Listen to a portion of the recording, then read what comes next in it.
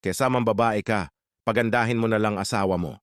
Kesa mag-alaga ka ng ibang babae, alagaan mo na lang ng sobra yung asawa mo. Kesa gumastos ka sa ibang babae, igastos mo na lang yan sa asawa mo at sa mga anak mo. Magiging masaya pa pamilya mo at wala ka pang sakit sa ulo.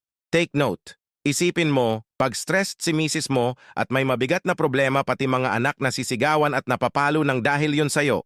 Oo, ikaw na asawa niya dahil lahat ng nararamdaman niya na ibubuntong sa mga anak mo. Kaya sisihin mo sarili mo bakit losyang ang asawa mo at bakit di na naayos ang sarili.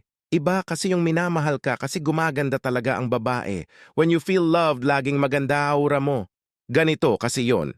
Kapag masaya ang misis mo, masaya rin ang pamilya mo, edi mas lalong sasaya ang buhay mo. Pagiging responsableng padre de pamilya dapat ang ipinagmamalaki, hindi pambabae.